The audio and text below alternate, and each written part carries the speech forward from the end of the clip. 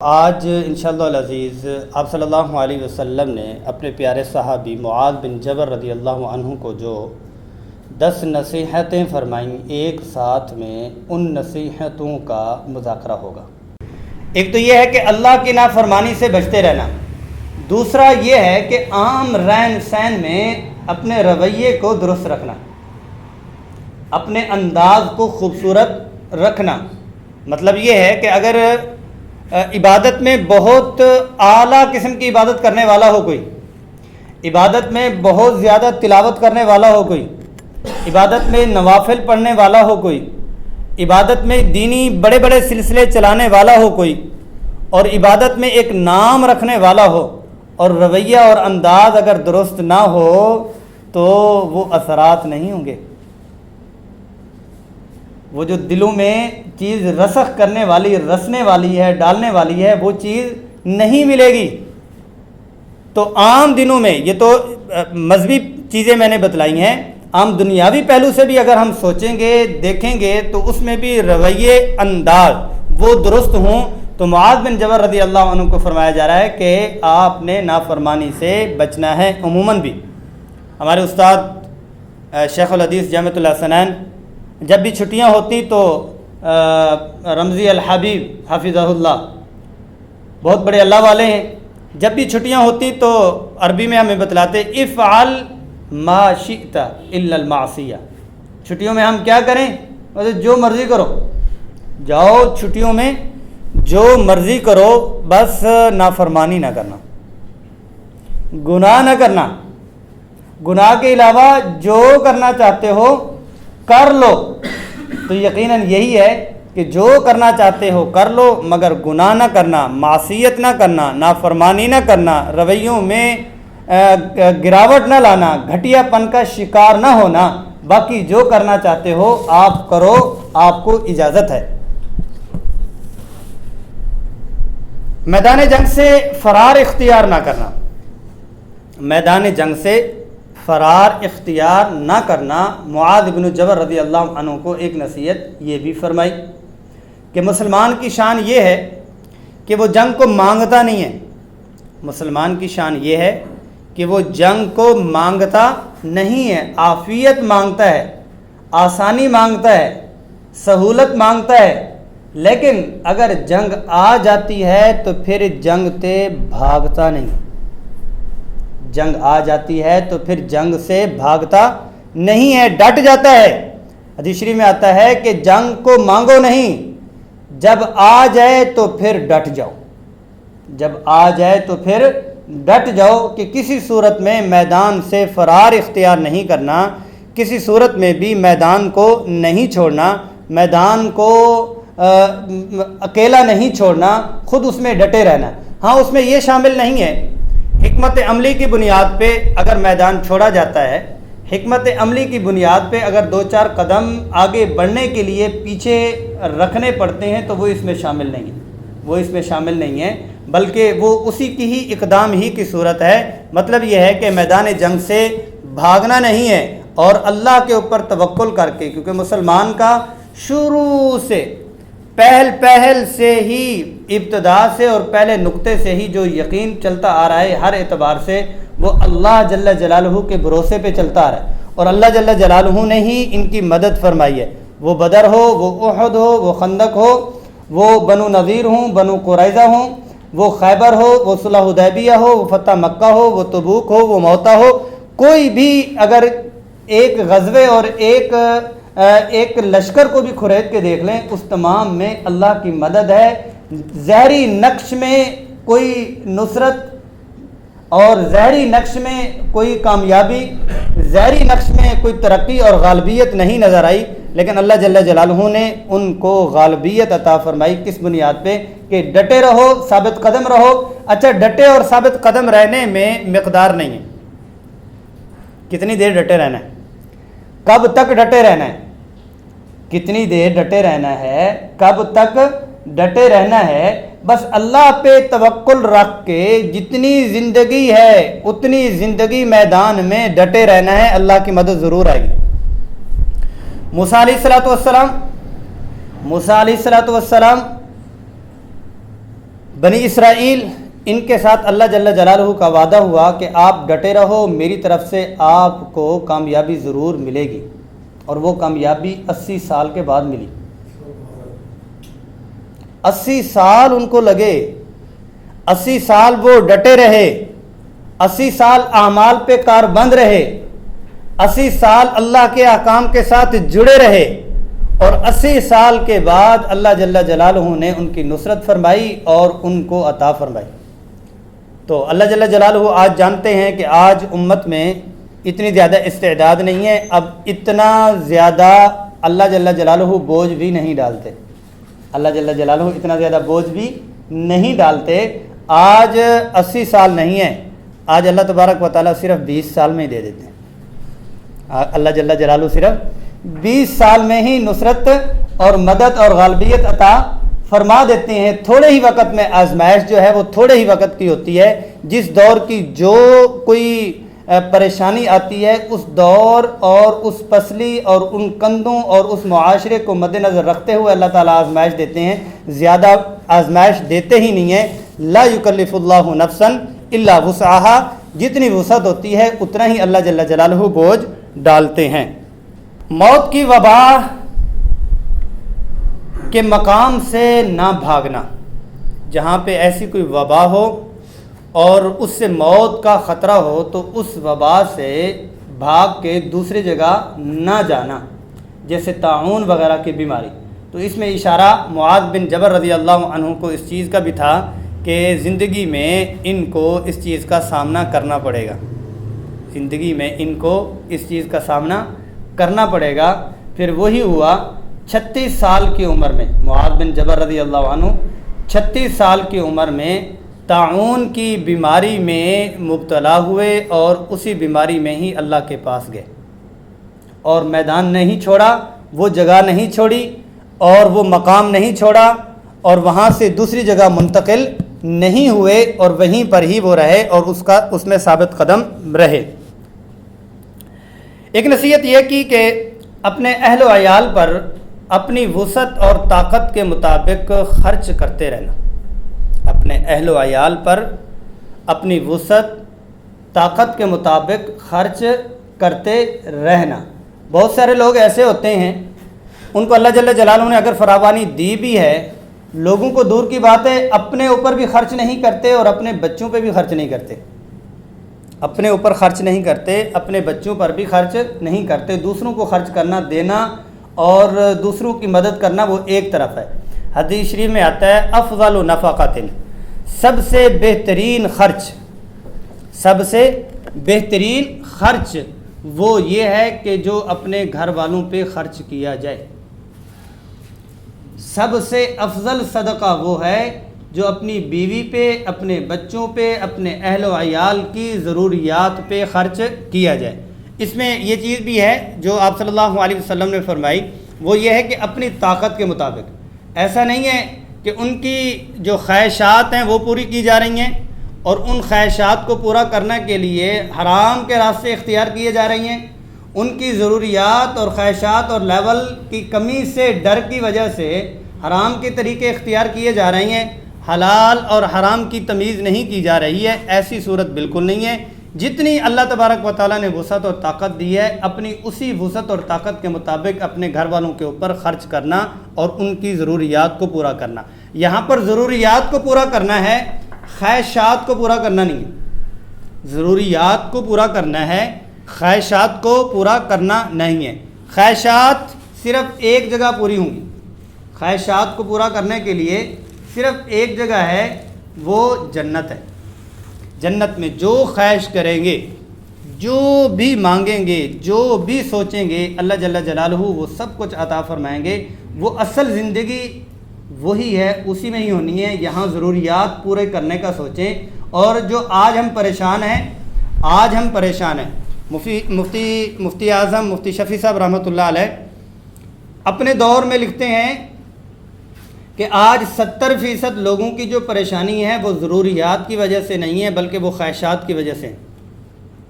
اور ابھی آج کے زمانے میں یوں کہہ لیں کہ 90% کہہ لیں ہم کہتے ہیں غربت ہے، ہم کہتے ہیں پریشانی ہے، ٹھیک ہے ایک طبقے میں غربت بھی ہے، پریشانی بھی ہے، اس کا مانتے ہیں اور ان کے لیے دعا بھی کرتے ہیں. اچھا ان کے لیے جو ہے وہ وسعت ہو تو ان کی ہیلپ بھی کریں. ایک نصیحت یہ فرمائی کہ اپنے گھر والوں سے اپنے ادب کا روب مت اٹھانا. اپنے گھر والوں پر اپنے ادب کا روب مت اٹھانا. حدیث شریف میں آتا ہے دونوں پہلو ہیں. حدیث شریف میں آتا ہے دونوں پہلو ہیں. ایک پہلو یہ ہے کہ جب گھر کا سربراہ گھر میں داخل ہو تو گھر والے سارے خوش ہو جائیں، یہ سب سے بہترین سربراہ ہے. دادا ابو گئے ہیں تو سارے خوش ہو گئے ہیں، دروازے پہ استقبال. والد گئے ہیں تو سارے خوش ہو گئے کہ گھر میں کوئی آیا ہے، یہ بہترین سربراہ ہے. اور حدیث شریف میں آتا ہے کہ جب سربراہ گھر کا دروازے پہ پہنچے اور سارے گھر والے ڈر جائیں، سہم جائیں، دبک جائیں، تو حدیث شریف میں آتا ہے کہ یہ بدترین سربراہ ہے. یہ گھر میں انسان داخل نہیں ہوا بلکہ بھیڑیا داخل ہوا ہے. اچھا اس کے درمیان کی ایک چیز ہے، اس کے درمیان کی ایک چیز ہے کہ گھر والے خوش بھی رہیں اور آپ کے سامنے دل کی بات بھی کریں، لیکن یہ ہے کہ آپ کا روب اور ادب کا جو پردہ ہے وہ برقرار رہنا چاہیے. آپ اپنے گھر والوں میں کھلونا نہ بن جائیں، آپ تماشا نہ بن جائیں، آپ بے حیثیت نہ بن جائیں. آپ کی حیثیت اور روب ان کے اوپر رہنا چاہیے، وہ بھی ادب کا. ایک ہوتا ہے ڈر کا، ایک ہوتا ہے ڈر کا. جب بچہ اور بیوی اور گھر کا ماحول ان کے ماتحت ہوتا ہے تو ڈر کا جو ڈنڈا ہے وہ تب تک چلتا رہتا ہے. بچے جوان ہو جاتے ہیں، ماں کے سپورٹر ہو جاتے ہیں، ماں کے کمانڈو بن جاتے ہیں اور ماں بھی مضبوط ہو جاتی ہے. اب ڈر وہ ایک روب سارا کچھ بابا جی کا ختم ہو گیا. اگر شروع سے ادب والا پہلو ہوتا، شروع سے ادب والا پہلو ہوتا کہ ادب اور احترام، تو پھر وہ ساری زندگی بلکہ زندگی کے بعد بھی ادب اور احترام والا رشتہ رہتا ہے کہ وہ بابا ہیں، ہمارے والد ہیں، ہمارے دادا ہیں، ہمارے نانا ہیں. ادب والا پہلو بندے نے خود ہی برقرار رکھنا ہوتا ہے. اچھا کیسے پتہ چلے گا کہ ادب والا پہلو میرے گھر میں موجود ہے یا نہیں ہے؟ کیسے پتہ چلے گا کہ میرا گھر میں ادب والا پہلو ہے یا نہیں ہے؟ وہ سربراہ یہ دیکھ لے کہ گھر میں کسی ممبر کی شادی ہو رہی ہے اور اس کی کتنی مانی جا رہی ہے. شادی ہو رہی ہے، کتنی مانی جا رہی ہے. جس باپ نے سارا کچھ بنایا، گھر بنایا، جہیز بنایا، گاڑی بنائی، سارا کچھ بنایا، اس کی اتنی بھی نہیں مانی جا رہی کہ اس حال میں گانے اور موسیقی لگنی ہے یا نہیں لگنی، نہیں مانی جا رہی. یہ تماشا بن گیا ہے. اس کا روب ختم ہو چکا ہے، اس کا ادب چاک ہو چکا ہے، اس کا احترام ختم ہو چکا ہے. ورنہ یہ ہے کہ ادب اس کا کیا تھا کہ اس نے کہہ دیا کہ اس مصیبت میں، اس خوشی میں، اس مصیبت میں ہمیں نے یہ کرنا ہے، اس خوشی میں ہم نے یہ کرنا ہے اور اس میں یہ چیز کرنی ہے. اس نے اپنی محبت اور اپنا احترام اس میں اتنا ڈالنا ہے. تو معاذ بن جبل رضی اللہ عنہ کو یہ فرمایا جا رہا کہ آپ نے اپنے گھر والوں پر ادب کا، روب کا اور احترام کا جو پردہ ہے وہ چاک نہیں ہونے دینا بلکہ اس کو برقرار رکھنا ہے. 10ویں نصیحت جو معاذ بن جبل رضی اللہ عنہ کو فرمائی وہ یہ ہے کہ اللہ کے معاملات کے حوالے سے ان کو ڈراتے رہنا اور تعارف کرواتے رہنا. اپنے گھر والوں کو اللہ کے معاملات کے حوالے سے ان کو تعارف کرواتے رہنا اور ڈراتے رہنا. جیسے ہم جدید ٹیکنالوجی اور باہر کی باتیں اپنے بچوں کو بتلاتے رہتے ہیں، بزنس کی پیچیدگیاں ہم ان کو بتلاتے رہتے ہیں اور زمانے کے اتار چڑھاؤ ہم ان کو بتلاتے رہتے ہیں، محلے کی پوزیشن اور ان کے معاملات ان کو ہم سمجھاتے رہتے ہیں.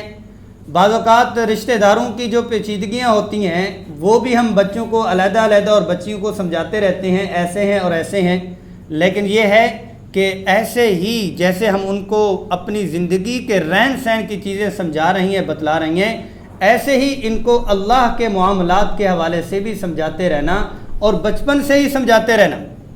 ان کو ماحول دینا کہ آپ جب بھی آپ کو کوئی پریشانی ہے، جب بھی آپ کو کچھ مسائل ہیں، تو آپ کو یہ کرنا ہے، اور اللہ کے دستور اور قوانین یہ ہیں، اور اللہ کی قدرت یہ ہے، اللہ کے معاملات یہ ہیں، سارے گھر والے اس طرح سے کریں گے تو یوں ہوگا۔ تو یہ معاملات اگر بچوں کو بچپن سے ہی سکھلائے جائیں، بتلائے جائیں، اور اللہ کے معاملات ان کو بتلائے جائیں، تو ساری زندگی ان کی سنور جاتی ہے۔ مطلب یہ ہے کہ ٹھیک ہے میاں بیوی آپس میں بچوں کو پریشان تو نہیں کرنا، لیکن یہ ہے کہ ان کے اپنے جو مسائل ہیں ان میں ان کو اللہ کی طرف متوجہ ضرور کرنا۔ ان کو سبق نہیں یاد ہو رہا، بیمار ہیں یا کچھ اس طرح کا معاملہ ہوا، تو جہاں ان کو یہ پتہ ہے کہ بابا مجھے دوائی لا دیں، مجھے ڈاکٹر کے پاس لے کے جائیں، وہاں پر وہ یہ بھی کہیں کہ بابا مجھے تھوڑے سے پیسے دیں، میں صدقہ کروں، مجھے آج بخار ہے، وہ کہیں کہ مجھے تھوڑے سے دیں، میں صدقہ کروں، سے ہو کہ اللہ کے معاملات اور اللہ کا نظام اس طرح سے ہے۔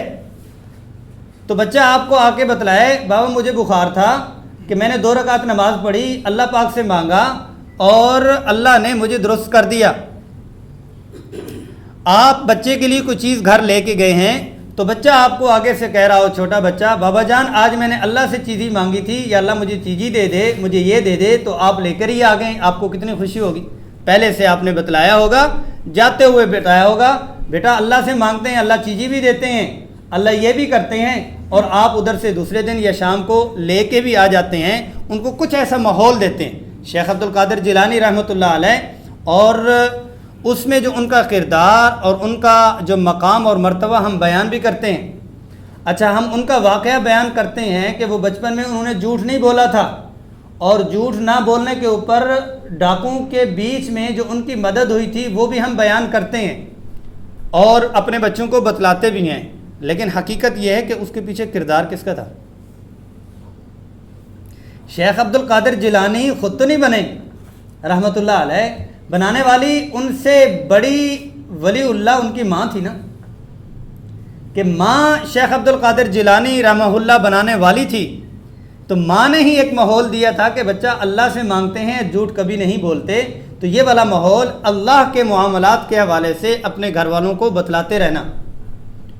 اور بیوی کے ساتھ معاملات ہیں یا بڑی بچیوں کے ساتھ معاملات ہیں، یا ان کو اپنے گھر میں جہیز کے حوالے سے معاملات ہیں، لاشعوری طور پر ہم نے ان کے ذہنوں میں ڈالا ہوا ہے، اور ان کو ان کی ضروریات کی جہیز کی چیزیں ہم ایسا ایسا بھی بناتے رہتے ہیں، یہ ایک ٹائم میں بھی ون ٹائم میں بھی ہم ان کا سارا کچھ کر دیتے ہیں، لیکن ان کو ہمارا ماحول یہ بتلانے والا ہو، ہمارا ماحول یہ بتلانے والا ہو کہ ان کو سب سے بڑا سرمایہ دیا جا رہا ہے کہ بیٹا جب کبھی بھی حالات ہیں تو سورت واقعہ ہے، بیٹا سورت یاسین ہے، بیٹا رات کے وقت میں سورت ملک ہے، اور یہ آپ کو سورت ملک، سورت واقعہ، سورت رحمان، سورت یاسین اور سورت کاف، سورت نور، سورت مومنون، اور یہ آپ کو اس لیے پڑھایا جا رہا ہے کہ آپ کی شادی قریب ہے۔ ساری بچپن سے پڑھیں بہت اچھا ہے، لیکن یہ جہیز سیٹ ہونا چاہیے، جہیز سیٹ ہونا چاہیے کہ بچی آگے جا رہی ہے اور اس کا جہیز سیٹ کیا ہے؟ اس کا جہیز سیٹ یہ ہے کہ یہ کورس ہے کہ اللہ کے ساتھ جڑنے کا، رسول اللہ صلی اللہ علیہ وسلم کے ساتھ جڑنے کا، اور آئندہ گھر جو ہے وہ صفات کی بنیاد پہ چلتے ہیں، مال کی بنیاد پہ نہیں چلتے۔ مال ختم گھر ختم، حسن ختم گھر ختم، نوکری ختم گھر ختم، عہدہ ختم گھر ختم، لیکن یہ ہے کہ صفات کی بنیاد کبھی ختم نہیں ہوتی اور گھر بھی کبھی ختم نہیں ہوتے، اور جا کر وقتی طور کے اوپر ہم یہ ہے کہ وہ دیکھنا بھی چاہیے حسن اور ان چیزوں کو، اپنے معیار کو، لیکن تجربہ آپ بھی بڑے حضرات بھی بیٹھے ہوئے ہیں، جو گھر چلتے ہیں وہ صبر سے چلتے ہیں، وہ شکر سے چلتے ہیں، وہ ہمدردی سے چلتے ہیں، وہ باہمی تعاون کے ساتھ چلتے ہیں، اور وہ صبر کے ساتھ چلتے ہیں، اور وہ حکمت عملی کے ساتھ چلتے ہیں، اور یہ ساری چیزیں جہیز سیٹ معاذ بن جبل رضی اللہ عنہ کو بتلایا جا رہا کہ آپ نے اپنے گھر والوں کو اللہ کے معاملے سے ڈراتے رہنا ہے، ان کو تعارف کرواتے رہنا ہے۔ تو معاذ بن جبل رضی اللہ عنہ کو آپ صلی اللہ علیہ وسلم نے یہ چیزیں بتلائیں، اور معاذ بن جبل رضی اللہ عنہ آپ صلی اللہ علیہ وسلم کے محبوب ترین صحابہ میں سے تھے۔ 18 سال کی عمر میں یہ ایمان لاتے ہیں اور 36 سال کی عمر میں اللہ کے پاس چلے جاتے ہیں، اور مدینۃ المنورہ کے حلال اور حرام جاننے والے ایک بڑے یہی تھے. سب سے زیادہ حرام اور حلال کا علم، فقہ کا علم، وہ معاذ بن جبل رضی اللہ عنہ کے پاس تھا. ابو مسلم الخولانی رحمہ اللہ فرماتے ہیں دمشق کی مسجد میں بیٹھا ہوا تھا اور میں نے دیکھا بڑے کبیر السن صحابہ رضوان اللہ علیہم اجمعین، بڑے بڑے صحابہ آپس میں بات چیت کرتے. جب بات چیت فائنل کے قریب ہوتی تو اشارہ ایسے نوجوان کی طرف کرتے جس نوجوان کے گنگرالے بال تھے اور چمکتی ہوئی آنکھیں تھیں اور سفید دانت تھے، اشارہ کرتے کہ وہ فائنل کریں گے. میں حیران کہ بڑے بڑے صحابہ کرام بیٹھے ہوئے ہیں اور ایک طرف نوجوان بیٹھا ہوا ہے اور اس کا بھی حلقہ لگا ہوا ہے، کہتے اس طرف آپ اپنی بات کو فائنل کروا لیں. میں نے پوچھا یہ کون ہے؟ تو کہنے لگے یہ معاذ بن جبل ہیں رضی اللہ. تو اللہ جل جلالہ نے ان کو بہت زیادہ آپ صلی اللہ علیہ وسلم کا پیار نصیب فرمایا. اس میں ایک اشارہ یہ بھی ہے کہ یہ جوان تھے اور صاحب علم تھے، صاحب تقوی تھے اور تلاوت قرآن کے عاشق تھے، اور آپ صلی اللہ علیہ وسلم کی محبت میں آپ صلی اللہ علیہ وسلم کو چھوڑ کے دین کی محنت کے لیے نکلے. تو ان کی قبولیت اور ان کی آپ صلی اللہ علیہ وسلم پر فدائیت ایک یہ ہے کہ آج ہم ان کا نام اتنے 100 سال کے بعد بھی لے کر خوش ہو رہے ہیں. تو یقیناً یہی ہے، آپ صلی اللہ علیہ وسلم کی محبت میں لوگ جیتے ہیں اور اپنی قربانیاں کرتے ہیں، ان کے نام کبھی مٹتے نہیں ہیں، ہمیشہ رہتے ہیں اور اللہ جل جلالہ ان کو رکھتے ہیں. شخصیات اور جسم ختم ہو جاتے ہیں لیکن کام، جذبات، احساس، مشن، نصب العین اور ایک سوچ وہ کبھی ختم نہیں ہوتی. اللہ جل جلالہ اس کو رواں دواں ہی فرماتے ہیں. اللہ جل جلالہ ہمیں صحابہ کے نقش قدم پر اور آپ صلی اللہ علیہ وسلم کی نصیحتوں پر عمل کی توفیق نصیب فرمائیں.